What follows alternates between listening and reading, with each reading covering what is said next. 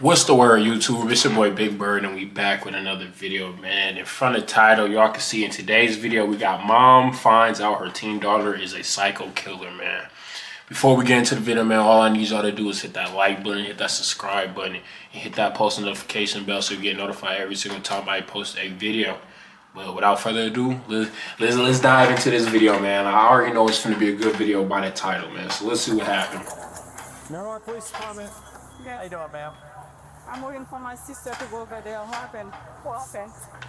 I just need to speak to you over here for a second. Oh, Lord. Right now, there's an investigation, and I guess it's your daughter. Yeah, that's my daughter. Your daughter, her name Imad.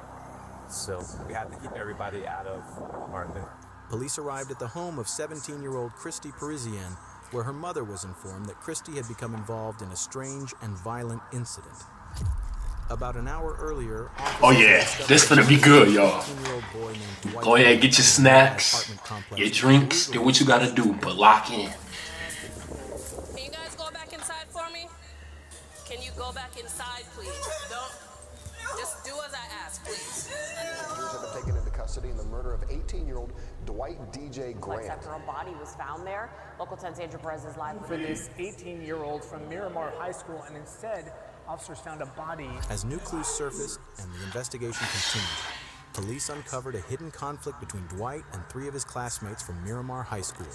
Now officers needed to track all 3 of them down as quickly as possible to figure out what had really happened, what each of their roles was, and more importantly, why. But what detectives were... I ain't gonna lie, this better not, like, nobody deserves to lose their life, you feel me, in this manner, you feel what I'm saying? So, we gonna find out what exactly happened, but, bro, it better not have been nothing petty, bro. I know they didn't jump him and kill him over nothing crazy, like, over something small, bro. To learn about how this murder happened, why it happened, and just how complicated it truly was, turned out to be far more shocking than anyone expected. You can't get away with nothing! There's cameras everywhere. She's right. There's cameras everywhere. So think about that before you do a crime. There's cameras everywhere. Everything started on a Sunday evening. On October 17th in Broward County, Florida, a nurse named Malene Emile noticed something was very wrong. Her 18-year-old son, Dwight Grant, who most of his friends called DJ, hadn't come home that day. DJ wasn't the kind of kid who disappeared without saying anything. He was responsible, focused on school, and always kept his family informed. His sudden silence was completely out of character. This was the beginning of a terrifying mystery for his family. No matter how hard they tried, no one could get in touch with DJ. He wasn't answering calls, he wasn't with any of his friends, and no one had seen him. By Monday morning, the worry exploded. DJ didn't show up to any of his classes, something that never happened. His teachers noticed immediately, his friends noticed, and his family knew something was seriously wrong. His family and friends checked every place he might have gone, called every person he might have been with, drove through neighborhoods, handed out flyers. Nothing. Police even went to the high school, hoping someone there might know where he'd gone. Officers spoke to students. I ain't gonna lie, it's kind of loud in my ear, y'all. I ain't gonna lie, I had to turn it down. Anxiety and depression, so like he would check. He has anxiety? No, I have okay, so he will check on you. Yeah. Do you know the girl that he's talking to or trying to talk to? No. No, does he have a girlfriend? Not to my knowledge, no. No? Okay. Right. All right. So you haven't seen him? What's up, man? No, everything good? Okay. Okay, so you haven't spoken to him since... Is this his behavior? Like, does he do? He's a good kid? He's a good kid. He doesn't drink. He doesn't smoke. I ain't gonna lie though, like, stuff like this be crazy, bro. Like, one minute the person's there, and then the next minute they're not. You feel what I'm saying? Like, they saying they haven't seen him since Sunday. Feel me? Like, yeah, obviously, you know, like, schools are obligated to report when you're absent and stuff like that, you feel me? Like, that's why, you know what I'm saying, if you get caught skipping, you get in trouble by your parents because they find out, because the parents, you know, get the notification that you wasn't in class. So obviously he didn't even go home. So he been missing for how long, you feel what I'm saying? So that's crazy work. He goes out, he has a plan, he goes out with his friends, he calls literally all of us all the time to let us know, like, what's up, how you are. Okay, all right. To everyone who knew him, DJ was quiet, calm, and spent most of his free time gaming. He wasn't the type to get into fights, he didn't cause trouble, and he had zero history of reckless behavior. Nothing in his past suggested he'd ever disappear or end up involved in something dangerous. The search for DJ continued through Tuesday of that same week. Then, around 2 p.m., while officers were canvassing the area near Sherman Circle North, a quiet neighborhood in Miramar before all this, they made the worst discovery imaginable. Hidden in the bushes beside an apartment building, police found the body of a young man. Let me step back. The body was found just outside the apartment building where DJ lived. All that time, he had been there, right near his own home. Nah. Officers What? led to the body by scattered bloodstains on the sidewalk. Nah. So that whole time he was missing? That whole time he was missing and they didn't know where he was, bro, was literally outside in the bushes, bro. They left him in the bushes, bro. That's scandalous. Oh, shoot. Oh, value. Man, come on, man. Chest. A knife was also found nearby, hidden in the bushes next to the body. Can you go back inside, please? Just do as I ask, please. In a few minutes, an officer will come talk to you. Go back inside. Like, you hear that, bro? Listen, I can't answer anything right now. I just need you to go inside the apartment and stay there till I can get somebody to speak to you, please. Listen, what did I just ask? Just give us a few minutes and somebody will come and talk to you. Just give me a few minutes. Go ahead and go inside. After speaking with DJ's family and asking them to remain That's sad, bro. officers You can hear it in her blocked off the voice. area surrounding the body and began processing the scene for evidence. 4 officers were on scene working to secure the area, search for evidence, and confirm the identity of the victim as quickly as possible. Aquí abajo. Sí. Ahí abajo del stairwell que está ahí había mucha sangre, inclusive probablemente están tratando de limpiarlo. Hay una cámara aquí, hay 2 cámaras aquí, y hay una cámara en esa esquina donde lo tiraron. Sunday. On Sunday, he went missing Sunday. Miramar is a quiet, close-knit community where news spreads fast. So when word got out about the brutal discovery of an 18-year-old's body, tips started pouring in almost immediately. Several people came to police headquarters, hoping the information they had might help. Among them was a woman who walked into the lobby holding her teenage niece's phone. She wanted to tell police about a private group chat that had caught her attention. At the time, officers had no my idea TV started playing by this itself. information would end up being the key to solving the entire case. Can you just give me a brief rundown? I'm so sorry. I know I'm seeing on the news that they found a body over by Sherman Circle, and they keep showing a picture of the kid that goes to Miramar High, saying they can't guarantee that it's him, basically, blah, blah, blah. Okay. But on my niece's phone, all the texts are coming through that they're her friends. There's people from school there, and they know it's him. I just came here because my niece was telling me that she had got these texts from this girl yesterday from her modeling, and she said it was the most traumatizing day of her life when she seen him yesterday, which would have been Sunday. Yeah. So in my mind, 1 and 1, I'm not saying she did anything, but I'm not saying I can't come here and not show you either, because she keeps saying tells everybody in how many people she's killed, and she's in a gang. What she, I mean, and it could be just to be, Wait. you know, cool or to be tough. But you never know. It's like, you know, Wait, I'm confused. Are they saying, like, is she saying her niece was told by another girl in the group chat, or that another girl who goes to school or is in the group chat that that Sunday was the most terrifying day of her life? I'm confused. Hold on, let's go back. Let's see what she's saying. Let me lock in. yesterday from her modeling. She said it was the most traumatizing day of her life when she seen him yesterday, which would have been Sunday.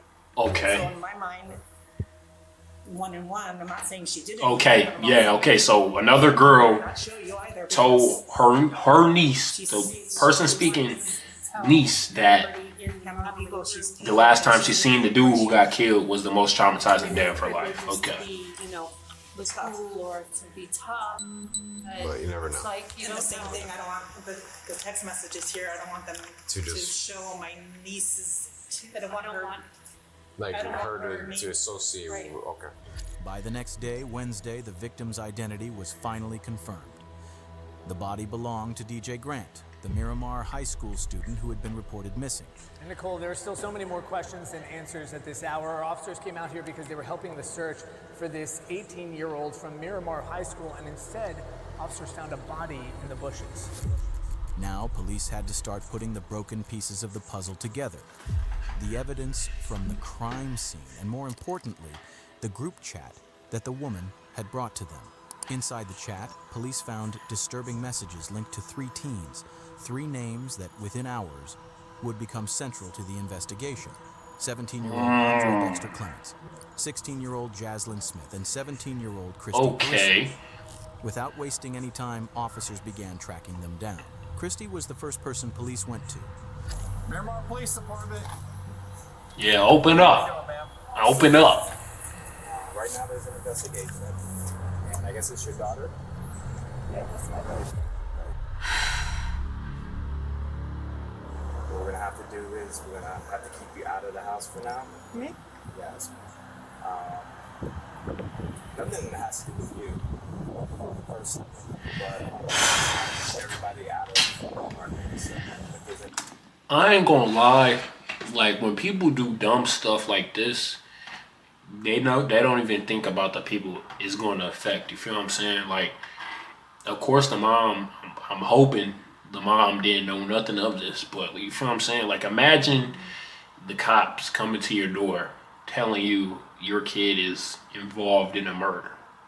You feel me? Like, your heart is gonna drop. Like, you're gonna think you failed as a parent. You feel what I'm saying? Like, feel me? People gotta be more smart, bro. Anybody else in there that's in there? No, the sister, she's at work right now.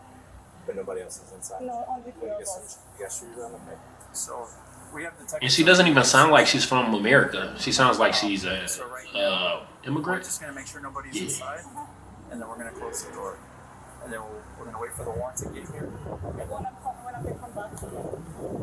When I come back, no? As soon as you're done, search warrant. Today, no? Can I take my phone to call my sister? Is it okay? Take my phone? My phone is right there. Can I call her? Because I'm working on her to Well, right now at this point, we already gave you, notice that nobody can go back inside.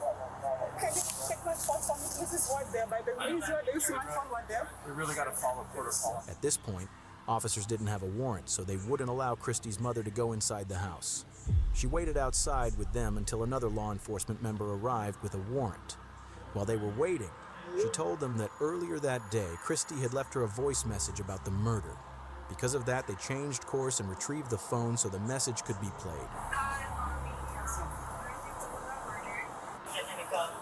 Ooh, okay. Maybe the daughter, did she do it? Okay. By now, the police had already spoken with Christy at the station. Her mother wasn't able to This is getting crazy, y'all. Information. The officers informed her that no one from the family was allowed to leave. So are you going to be around here? Are you sticking around here? Or are you leaving? You're not going anywhere, right? No, I was going to the police station. No, I mean right now. I'm looking for my sister to go to the police station because my sister drives. The next person on the list was Jaslyn Smith. The officers tracked her down and managed to find her around 11 p.m. that same night. Outside her family's apartment, they spoke with her while her mother was present. Did you hurt this person? My son. Because I didn't kick you or anything. I was just going to push him and make sure he stayed in the car. So, okay. So if they're saying, hold on. Ladies and gentlemen, we got one. She literally just said, no. Her mom asked her, did you hurt this person?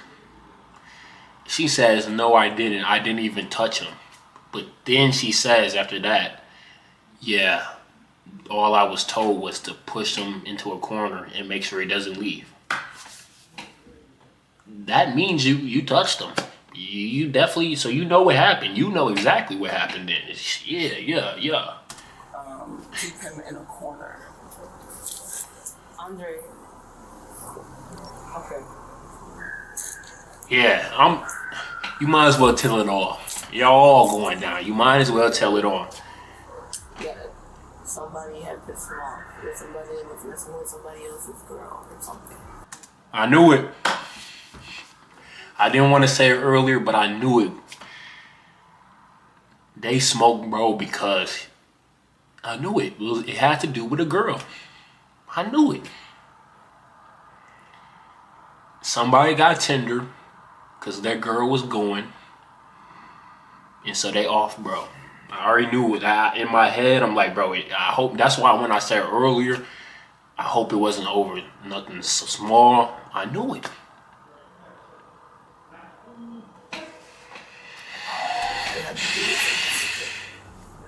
Told y'all. He was upset that he needed some backup for a fight. He told me it was just a fight. Jaslyn had been told to trap DJ in the stairwell.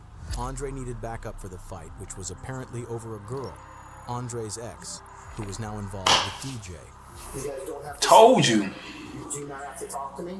How are you going to arrest my child? No, I'm not going to arrest your child. I want to hear what she has to say, but I wanted to reiterate because I said it to you and she wasn't here. He told me to dress up in all black and follow him. Andre? I want to do that and everything. He just said, do this for me. Just help me out with a fight. It'll be fine. We walked all the way there and we walked up the stairway. And Chrissy was there. Chrissy had seduced him from what I know. Oh, nah. Nah, bro. Okay. Nah, bro. They set him up. They set him up.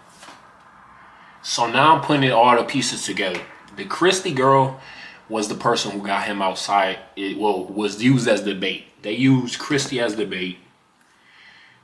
Who, Jaslyn, I'm guessing was the extra muscle. You feel what I'm saying? She a little hefty, no offense. A little hefty, so you can tell she was the little extra muscle. And then the Andre dude is the dude who ordered everything to happen because he was tender over his ex-girlfriend. Fellas, I'm gonna give y'all a piece of advice, bro. If she chooses, bro. Don't throw your life away because you can't control your emotions, bro. You should never let a girl have that much power over you where you start killing people because she starts messing with them after you guys are already broken up. You feel me? And vice versa, ladies. You feel me? Same thing. You feel me? Don't do nothing that's gonna jeopardize your life over a guy. You feel what I'm saying? For my ladies out there. And like I said, vice versa for the guys. Don't do nothing that's going to jeopardize your life over a girl. It's never that serious, bro. It's over how many, 8 billion people in the world, bro. Just find some heal and find somebody else, bro. It's never that serious.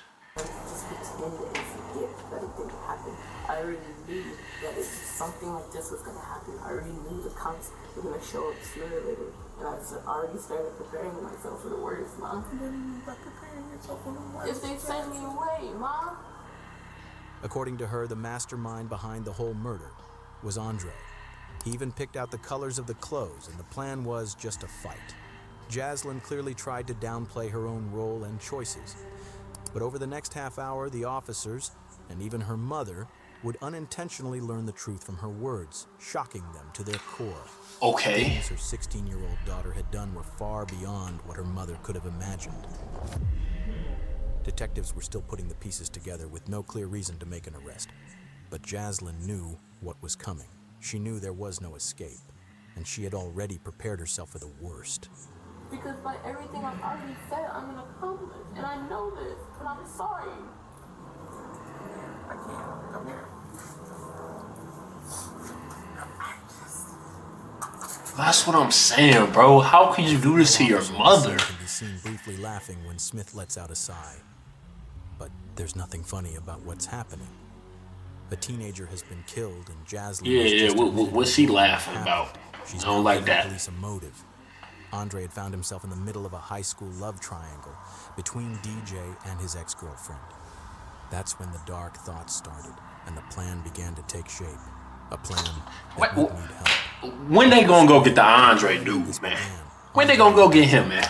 We done seen the two girls. I'm trying to see when they go get them. Now, When they go get him. beside her mother, the officer asks Jaslyn to walk them through everything, step by step, starting from that moment. So I'd like for you to kind of tell me step by step on how everything occurred. You know? Before Sunday, before he came over, Who's he? Andre, Andre's from school also? yes, before he ever came over, so on Friday, I believe it was Friday, that he had a situation that he needed to deal with. He was wondering if I could help him out with a fight. Me Okay. knowing that I used to fight in elementary and used to be a bad kid-ish outside of school. He wanted to laugh. That officer just wanted to laugh, man. Can't fool me. I said he was going to be coming over around 6. He came over at least 6:45, close to 7 o'clock. Okay. And he had proceeded to tell me the whole scenario of, we're going to get dressed all black. You're going to wear clothes that you don't care about. You're going to wear gloves. You're going to wear do-rag. I know the whole layout of the building. Andre I ain't gonna lie. If somebody tells me that, I'm not thinking we're going to fight. I'm thinking this is a hit. Gloves? Why you going to tell somebody to wear clothes they don't care about and wear gloves if you want to just fight somebody? That sounds like you trying to kill somebody. You trying to delete somebody. That's what it sounds like.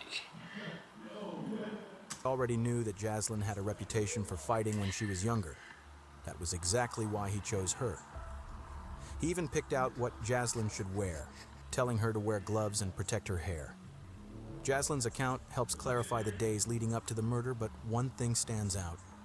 She repeatedly tries to downplay her role, presenting herself as someone who was merely influenced rather than involved. A claim that within minutes would be completely undermined by a small slip she made. We had gotten dressed, we had prepared. My mom had gotten home. We had told her that we were going to go on a walk. He was explaining to me that the person that me and him were going to fight with, because he was going to seduce, had messed with a girl that he knew and had, essentially from what I know. And on the way there, he's telling me exactly where we're going to walk, exactly how we're going to walk, exactly. I'm gonna do that. I'm gonna wait for a signal. And I was like, okay, it's just But immediately when we got in there, we had walked over to where the staircase was, the stairwell was, while he was telling me to move this way to avoid the camera and to avoid things. So we had walked up the stairs while Chrissy stayed downstairs. Calm. Me and him were upstairs. He's just talking to me, we're relaxed and chill. And then he got a signal from Chrissy to walk downstairs. And he had a weapon with her. He told me to hold the weapon. We had gloves on at this time. Bing! We had walked down. Why she sound like she the one who did it? Is it me, y'all, or do y'all feel like she's the one who did it? Like, it's something that's telling me that she's the one who actually killed him, though. You feel what I'm saying? Like, I don't know. It's just giving me this gut feeling that she's the one who actually was the one who offed the dude. But we gonna find out. We gonna see. We gonna see if she telling the truth or if she lying to us, man. The boy and Chrissy had to move back down the stairs. Did you know this boy? The boy tried to make a run with it, run for it after Andre approached him and was like, yeah, we have a problem. He has this. Chrissy looked at me and he made a run for it, and I'm like, okay, but it's just for intimidation. This time, I ran and I helped Andre to tackle him and put him on the ground. Jaslyn uses the word weapon. Even though she's detailed and specific in almost every other part of her story, she keeps this part vague. We already know DJ was It was found a with knife. 2 stab wounds, so whatever the weapon was, it clearly wasn't a gun. What that weapon actually was, and why Jaslyn avoided naming it, becomes clear later in the interview. And it's something that Okay, finna get good. Ooh, I ain't gonna lie, Sinister End, I might be doing more videos, man. Cause yeah, you done came with the fire, man. He had asked for a weapon, and I just handed it to him. Cause I'm like, I don't know about this, but I'm like, okay, I'm joking. Cause me and Andre are playful. We like to mess around. Cap. Stop the cap. Cap. You can't fool us, baby. Nobody plays around like that. After you just tackle somebody outside their crib and you have a weapon and somebody, your friend asks for the weapon, y'all not just playing talking about I'm finna kill him. No. And you have an actual weapon. You're not playing. You can't fool us. So now I'm starting to believe, I'm telling you, it's gonna come out that she was the one who did it. Watch. Very like silly. But this time, nothing felt like a joke. The weapon he used, the level of planning involved, his behavior, and the sheer intensity of the violence he unleashed all point to the same conclusion. This was a planned killing, not a spontaneous act. That's what I said, bro. It wasn't no fight. You don't wear gloves to go fight somebody in all black. Attempt to, and he was failing, and I was just like, I can see it because of his legs. So I'm in a position where I'm holding both of his legs and I'm wrapped around his under torso, and I just feel poking right here. Jaslyn claims she didn't know Andre's full plan, but she did admit that she helped, holding DJ down even after the stabbing began. As disturbing as that is, Jaslyn never stopped or showed regret during the attack, not when DJ was begging for help, not even as he was slipping in and out of consciousness after being stabbed. And then he had another smaller weapon, and he took that out, and he... Oh, nah.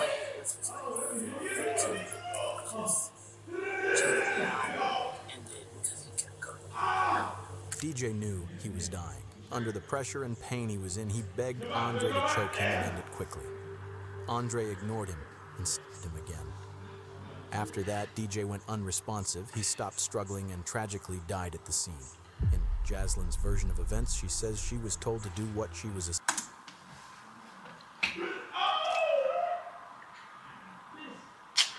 Bro, this is barbaric actions. You feel what I'm saying? Like, for one, she just as worse as bro who, as she said, stabbed him, or was the person who, stabbed him. Cause, like, you were holding him down. You always have a choice, you feel what I'm saying? She didn't even have to give him the weapon. You feel me? But she did. And then she held him down after she seen bro, stab him. You feel what I'm saying? So she's just as worse, bro. I don't have no sympathy for her. I'm not gonna lie. Signed without asking questions. As the confrontation escalated, she says she didn't fight back because she was terrified of what might happen. Throughout her account, she places nearly all the blame on Andre. That explanation mostly holds up until Jaslyn slips up. In the middle of her story, she mentions a detail that seriously undermines her claim that she didn't know this was a murder plan, and instead places her right at the center of it. Prior to this, he had told me that this was the first person he had ever killed. Prior to this, he had told you that? When we were at the house, we were just talking.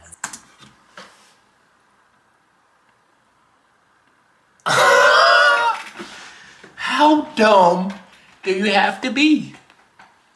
Prior to this, he told you this was the only person he got killed. That doesn't even make any sense. Like, ladies and gentlemen, that doesn't make, prior to it, he's saying that in the future, because prior means past, that this was the first person killed. That don't even make sense. Told you. She's the mastermind behind this, y'all. I'm telling you, man. I got a feeling. About what was gonna happen, but he never told me that he was going to kill somebody until at this time. This is the first person. And leave it here. I'll ask Chrissy. That single detail changes everything. It shows that Jaslyn knew about the murder plan long before it happened. Now her story starts to crack. It directly contradicts her earlier claim that she had no idea this was meant to be a killing. At this point, it's clear she was far more involved in both the planning and the decision than she had admitted. That's when the officer shifts the focus and asks about the weapon used in the attack. I'm assuming it's a knife then that he had? There is a knife. There is a longer what? A sword. Okay. A knife is something that can be easily concealed, but a sword isn't. Hiding something like that would be almost impossible. It's hard to believe that Jaslyn and Christy could have been around Andre all that time without noticing the sword. Now detectives finally have enough pieces to start shaping a version of events that's much closer to the truth. But before moving forward, they still needed to make sure the physical evidence matched the story.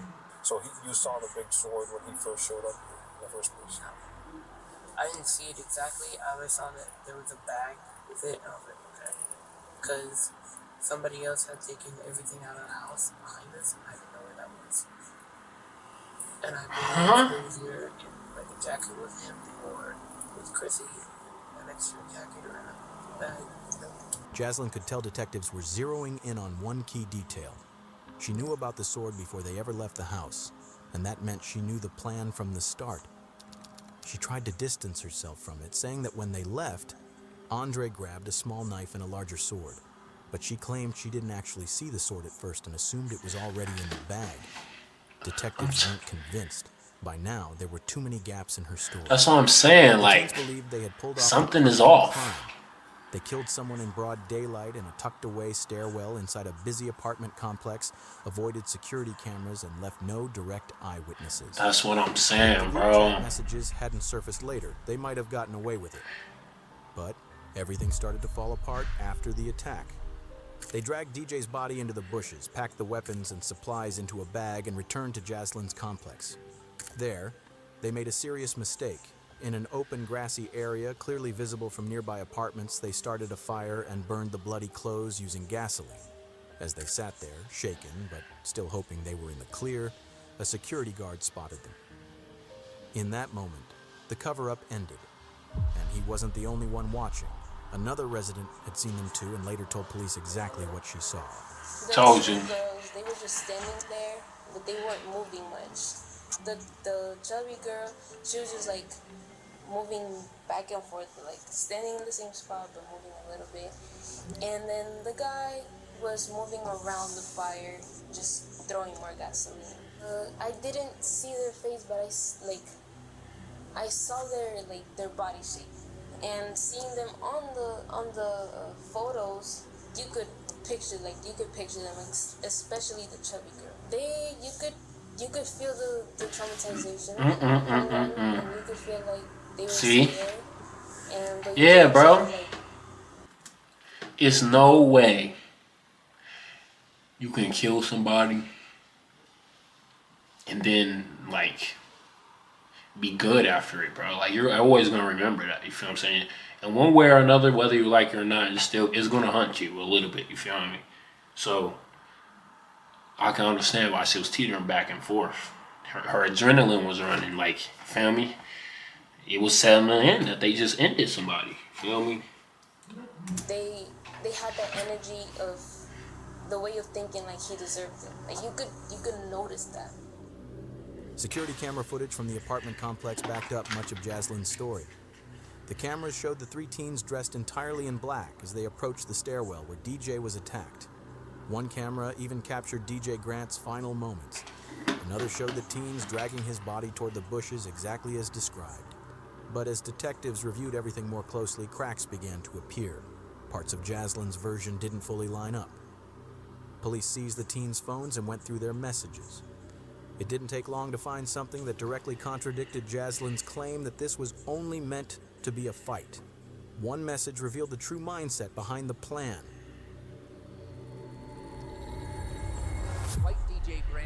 killed back in October, and for months now, the 3 teens that are accused in his case have been kept in jail. All the evidence was clear. Within days, police moved in on all 3 suspects. Jaslyn Smith, Christy Parisian, and Andre Clements were all arrested. Each of them was charged as an adult. All 3 were charged with tampering with evidence and conspiracy to commit murder. Christy and Jaslyn were each charged with second-degree murder. Both eventually pleaded guilty and were sentenced to 25 years in prison.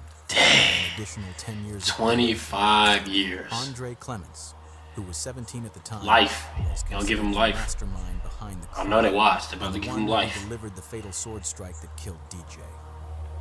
He faced the most serious charge, first-degree premeditated murder. On February 18, 2025, Andre Clements, now 20 years old, also pleaded guilty. He was sentenced to 40 years in prison, followed by lifetime probation. Oh, well. Honest person would be there for you in a second, in a heartbeat.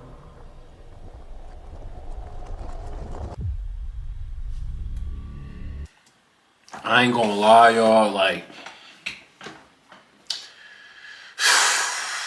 it's no sympathy for them, bro. No sympathy at all. You feel me? Not only did you murk bro over a girl, y'all left him in the bushes to rot. You feel me? Then the Jaslyn girl, I didn't believe her story from the start. Like I told y'all, like, it was just too. She knew too much for her to only, you feel me, know too little. If you get what I'm saying, like the way she described it, I knew she had to be behind it. At first, I thought she was the one who actually was the one who killed him. You feel what I'm saying? But it's come to find out, it was premeditated, like we thought. You feel me? So, man, prayers to his family. You feel me? RP to him. I hope you all enjoyed the video, man. This was a interesting video for sure, man. And like I said earlier, make sure you hit that subscribe button, make sure you hit that like button, and make sure you hit that post notification bell so you get notified every single time I post a video. And yeah, man, I'm gonna catch you on the next video, man. Peace.